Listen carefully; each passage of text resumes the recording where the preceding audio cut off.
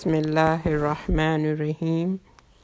تمام شریعتوں کی بنیاد لا الہ الا اللہ کا کلمہ ہے اور دین سارے کا سارا اسی لا الہ الا اللہ کے حقوق پر مبنی ہے۔ یہی کلمہ طیبہ ہے اور اس کے لیے اللہ تعالیٰ نے قرآن مجید میں مثال دیتے ہوئے فرمایا، آپ دیکھتے نہیں کہ اللہ تعالیٰ نے کلمہ طیبہ کی کیسی عمدہ مثال بیان کی ہے، جیسے وہ ایک پاکیزہ درخت ہو جس کی جڑ زمین میں خوب جمی ہوئی ہے اور شاخیں آسمان میں ہیں۔ سورہ ابراہیم آیت نمبر 24 سے یہ اللہ تعالیٰ نے بندوں کو لا الہ الا اللہ کی معرفت سے بڑھ کر کوئی نعمت عطا نہیں فرمائی۔ یہی وجہ ہے کہ جو شخص بھی اس کلمے کو سچے دل سے کہتا ہے وہ اللہ کے سوا کسی سے محبت نہیں کرتا۔ کلمہ پڑھنا لیکن سچے دل سے پڑھنا، سوچ سمجھ کر پڑھنا، تو اس کلمے سے پھر انسان کو محبت ہو جاتی ہے، محبت میں انسان پھر پڑھتا ہے۔ تو پھر یہ لا الہ الا اللہ کا جو کلمہ ہے پھر اس کی مال اور جان کے تحفظ کا پھر یہ باعث ہو جاتا ہے۔ سچے دل سے کلمہ پڑھنے والا کامیاب ہو گیا۔ آپ صلی اللہ علیہ وسلم فرمایا، لوگو لا الہ الا اللہ کہہ دو، تم کامیاب ہو جاؤ گے۔ کلمہ توحید پر قائم دائم شخص ایمان کے اعلیٰ ترین درجے پہ ہوتا ہے۔ ایمان کے بھی درجے ہوتے ہیں اور 70 سے زائد اس کے درجے ہیں۔ آپ صلی اللہ علیہ وآلہ وسلم کا فرمان ہے، ایمان کے 70 سے زائد درجے ہیں، ان میں افضل ترین درجہ لا الہ الا اللہ کہنا ہے۔ جس آیت میں لا الہ الا اللہ کا ذکر ہے وہ قرآن مجید کی سب سے افضل ترین آیت ہے۔ اسی طرح سید الاستغفار کے الفاظ میں بھی لا الہ الا اللہ موجود ہے۔ جن اعمال کا ثواب کئی گنا بڑھا چڑھا کر دیا جائے گا ان میں بھی لا الہ الا اللہ کا ذکر ہے۔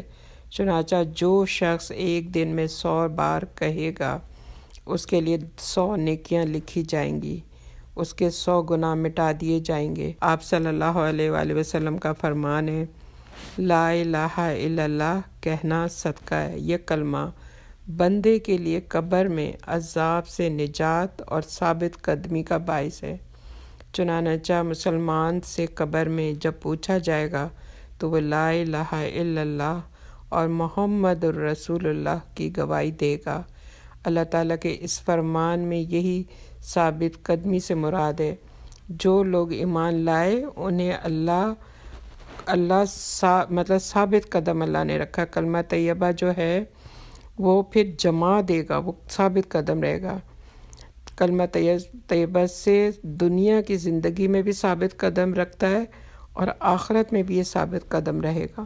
اللہ تعالیٰ کے حکم سے گناہوں کے رجسٹر جو ہے کلمہ توحید کے مقابلے میں ہلکے ہو جائیں گے، یعنی کہ یہ اتنا وزنی اتنا بھاری کلمہ ہے کہ جو ہمارے گناہوں کے جو رجسٹر ہیں جو ہمارے کندھے پر کرامن کاتبین لکھ رہے ہیں، تو ہمارے جو گناہوں والا الٹے ہاتھ والا جو رجسٹر ہے وہ ہلکا ہو جائے گا اس کلمے کے وزن سے۔ یہ توحید کلمہ لا الہ الا اللہ کہنے سے اگر 7 آسمانوں اور 7 زمینوں کو ترازو کے ایک پلڑے میں رکھا جائے اور لا الہ الا اللہ کو دوسرے پلڑے میں، تو لا الہ الا اللہ والا پلڑا جھک جائے گا، اور اگر 7 آسمان اور 7 زمین ایک ٹھوس کڑی ہوتی، یعنی کہ 7 آسمان اور 7 زمین مل کر ایک ٹھوس کڑی ہوتی، تو لا الہ الا اللہ انہیں بھی توڑ دیتا۔ تو یہ اللہ تعالیٰ کا اتنا وزنی کلمہ ہے، اور یہ کیوں ہے؟ کیونکہ یہ توحید ہے۔ اس سے ہم توحید کا اقرار کر رہے ہیں، ہم اس بات کا اقرار کر رہے ہیں کہ اللہ ایک ہے اور ہم کوئی اور الہ کو ہم نہیں مانتے، ہم صرف واحد ایک اللہ کو مانتے ہیں۔ اور جب آپ یہ دل سے سوچ کے سمجھ کے کہتے ہیں تو پھر آپ کا یہ جو پلڑا ہے یہ اس دن انشاءاللہ لا الہ الا اللہ والا جو پلڑا ہے یہ اوپر اٹھ جائے گا، اور باقی تمام گناہوں کے جو پلڑے ہیں وہ نیچے جھک جائیں گے، وہ ہلکے ہو جائیں گے۔ حالانکہ اگر ہم دیکھیں تو ہم نے اپنی زندگی میں گناہ کتنے کیے ہیں، ہر لمحے ہم سے کچھ نہ کچھ ہو رہا ہوتا ہے، اور کتنا کم ہم نے کلمہ پڑھا ہے۔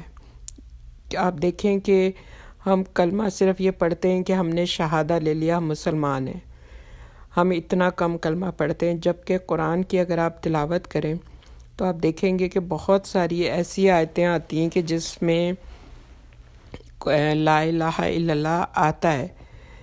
اللہ تعالیٰ سے یہ ہر وقت دعا مانگیں، اور قرآن کی جب تلاوت کریں تو وہاں پر بھی جہاں پہ یہ الفاظ آئیں ان کو ہائی لائٹ کر لیں، اور وہاں رک کر اس کو 3 دفعہ کم سے کم دہرایا کریں، اور دعا مانگا کریں کہ یا اللہ پوری زندگی بھی ہماری زبان پہ اس کو رواں کر دے، اور رب العالمین مرتے وقت بھی یہ کلمہ پڑھنا نصیب کرنا، اور قبر میں بھی یا اللہ یہ سوالوں میں یہ سوال ہے کہ تمہارا الہ کون ہے، تو وہاں بھی ہم یہ جواب دے سکیں کہ ہمارا الہ ہمارا اللہ ہے، ہمارا رب ہے، اور نبی صلی اللہ علیہ وآلہ وسلم ہمارے نبی ہیں۔ اللہ رب العالمین مجھے بھی، آپ کو بھی، ہماری آل اولاد کو، ہمارے بچوں کو، ہماری قیامت تک کی نسلوں کو، یا اللہ ہمارے گھر والوں کو، یا اللہ ہمارے خاندان والوں کو، دنیا میں جہاں جہاں بھی رہتے ہیں، جن کو ہم جانتے ہیں، جن کو ہم نہیں جانتے، اور تمام مسلمانوں کو، اور اللہ ہمارے تمام جاننے والوں کو اور ہمارے تمام مسلمانوں کو یا رب العالمین اس کی توفیق عطا کر، یا اللہ، یا رحمان، یا رحیم، یا اللہ اس لا الہ الا اللہ کی جو تفسیر ہے کہ اللہ کے حکم پر زندگی گزارنی ہے۔ لا الہ الا اللہ کی تفسیر ہے کہ اللہ کے حکم کے مطابق اپنی زندگی گزارو، یا اللہ ہمیں اس پر عمل کرنے والا بنا دے۔ یا رب العالمین ہر مسلمان کو اس تفسیر کی یا اللہ گہری طریقے سے اللہ سمجھ دے دے، یا اللہ ڈیپ سمجھ دے دے، گہرائی سے اس کو سمجھا دے اور اس پہ عمل کرنے والا بنا۔ آمین، اللہم آمین، برحمتک یا ارحم الراحمین، آمین، اللہم آمین۔